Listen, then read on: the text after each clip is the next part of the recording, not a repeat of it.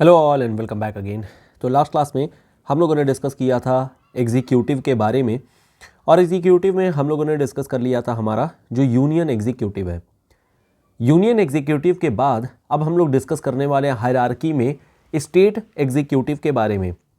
Last class में हम लोगों ने जैसा कि डिस्कशन किया था कि जब हम लोग यूनियन एग्जीक्यूटिव के बारे में बात करते हैं तो यूनियन एग्जीक्यूटिव में हेड ऑफ द जो स्टेट होते हैं, इसको हम लोग हेड ऑफ द स्टेट को हम लोग बोलते हैं प्रेसिडेंट साहब हैं।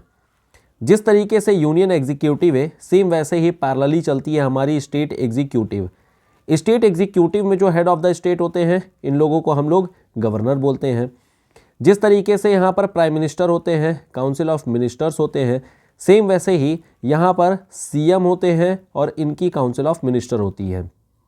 सिमिलरली जिस तरीके से यहाँ पर अटॉर्नी जनरल होते हैं, सेम वैसे ही यहाँ पर एडवोकेट जनरल होते हैं। इसी तरीके से यहाँ पर ऑल इंडिया सर्विस के लोग होते हैं, आईएएस होते हैं, आईपीएस होते हैं, आईआरएस होते हैं। सेम वैसे ही यहाँ पर पीसीएस होती है।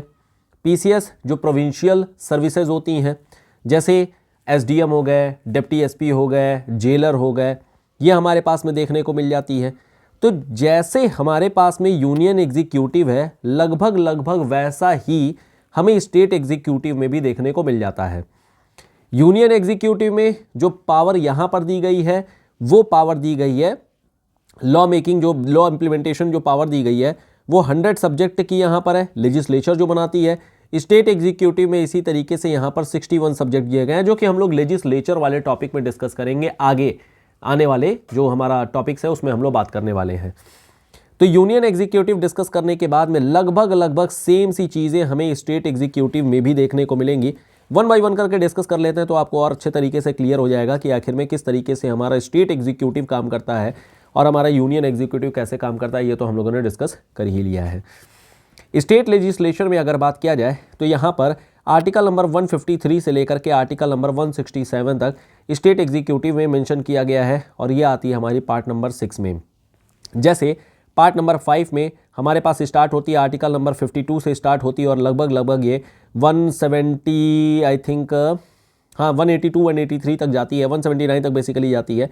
फिर हमारा पार्लियामेंट स्टार्ट हो जाता है। सेम वैसे ही हमें यहाँ पर स्टेट एग्जीक्यूटिव देखने को मिल जाती है, जो 153 से लेकर के स्टार्ट होती है और 167 तक हमें ये देखने को मिल जाती है।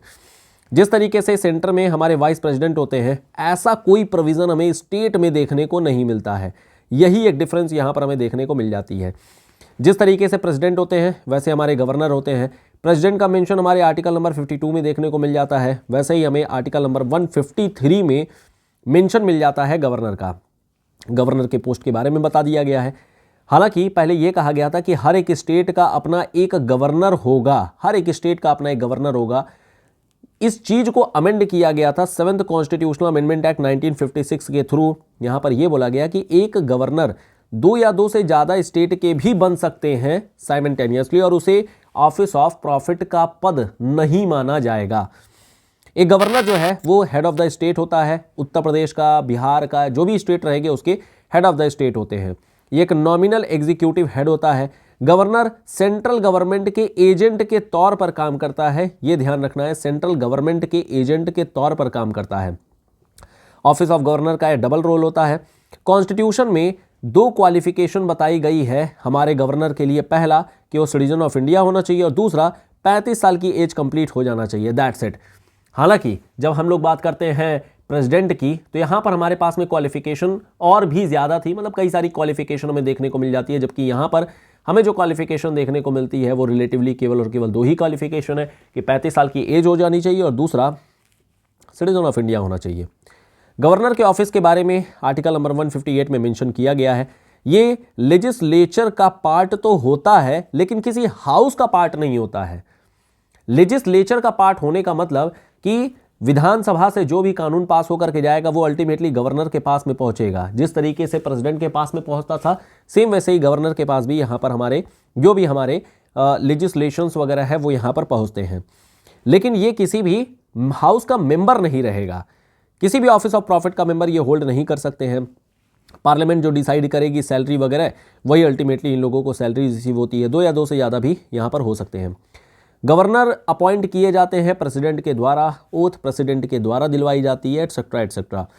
गवर्नर हाई कोर्ट के जो जज होते हैं उनको भी अपॉइंट करते हैं।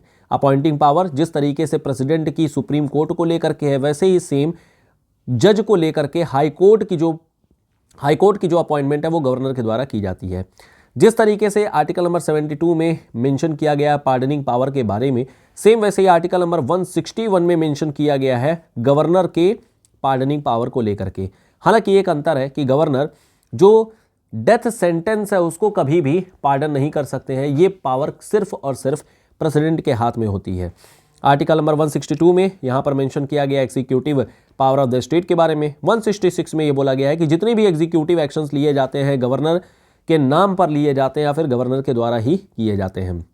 जो भी मेजर अपॉइंटमेंट्स होती हैं वो गवर्नर के द्वारा की जाती हैं। जैसे प्रेसिडेंट के द्वारा ऑल इंडिया सर्विस के NCSC NCST जितने भी होते हैं वो सब प्रेसिडेंट के द्वारा की जाती थी। सेम वै स्टेट की जितनी भी अथॉरिटीज़ होती हैं, स्टेट के जो इंस्टीट्यूशंस होते हैं वो गवर्नर के द्वारा किए जाते हैं।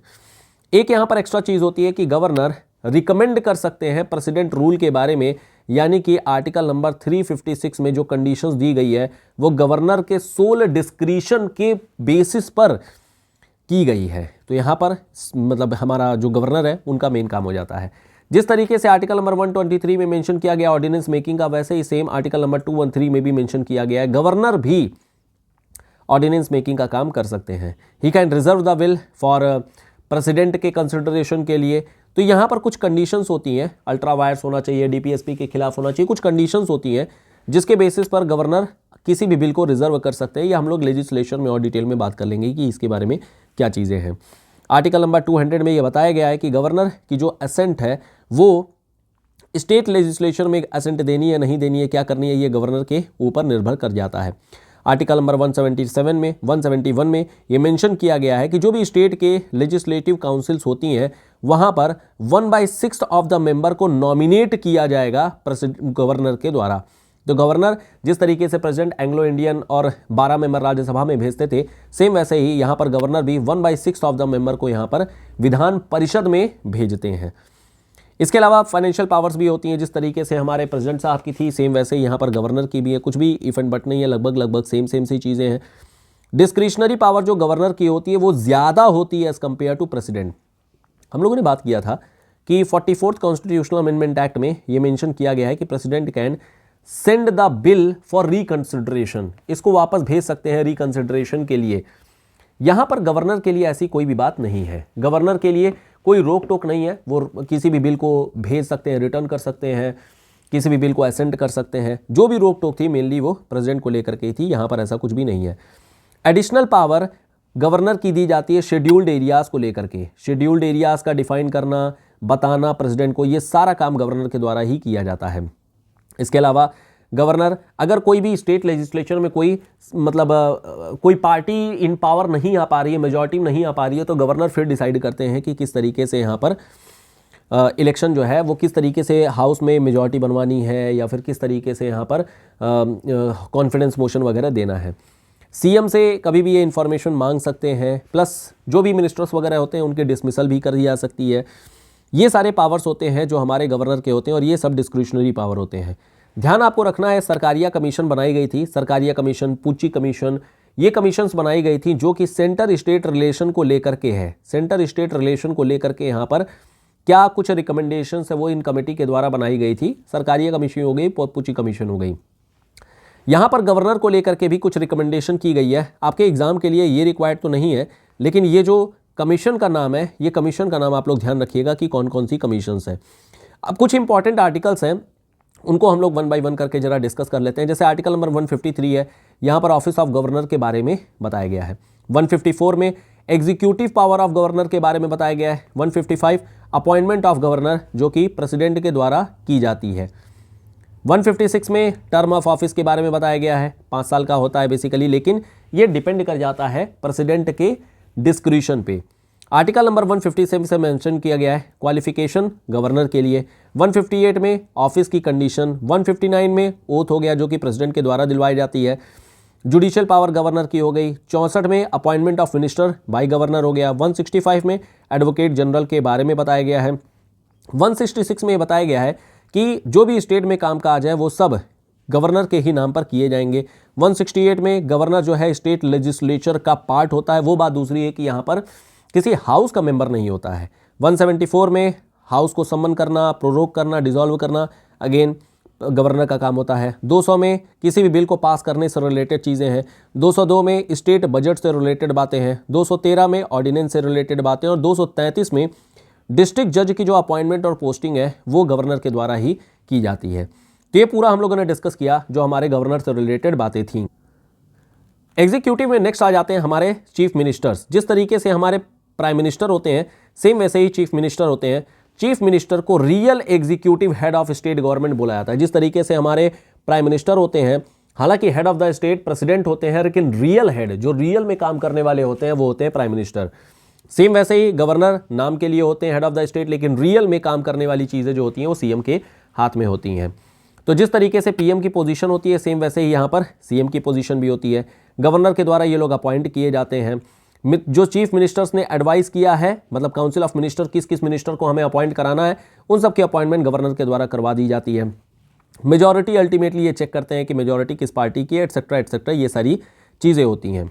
गवर्नर जितने भी मिनिस्टर्स होते हैं उन लोगों को ओथ दिलवाते हैं। सैलरी अलाउंसेस ये सब स्टेट लेजिस्लेचर डिसाइड करता है। बाकी पावर क्या है सीएम की? सीएम की पावर है कि वो गवर्नर को एडवाइस करते हैं, रेजिग्नेशन किसी भी मिनिस्टर से मांग सकते हैं, प्लस जितने भी अथॉरिटीज़ हैं, चाहे वो एडवोकेट जनरल हो या फिर स्टेट पब्लिक सर्विस कमीशन के चेयरमैन मेंबर हो, स्टेट इलेक्शन कमीशन हो, इनके नाम को रिकमेंड किया जाता है। इनके नाम को रिकमेंड किया जाता है सीएम के द्वारा, और फिर अल्टीमेटली गवर्नर इन सभी लोगों को अपॉइंट कर देते हैं। नाम ध्यान रखना है कि गवर्नर ही मेन अपॉइंटिंग एजेंसी होती है। बाकी इसके अलावा जो भी गवर्नमेंट पॉलिसीज़ वगैरह होती हैं वो सब हाउस में बताई जाती हैं क्या होती हैं। काउंसिल ऑफ मिनिस्टर्स होते हैं जो कि काउंसिल ऑफ मिनिस्टर सीएम को हेल्प करते हैं, चीफ मिनिस्टर को हेल्प करते हैं रोज के कामकाज करने के लिए।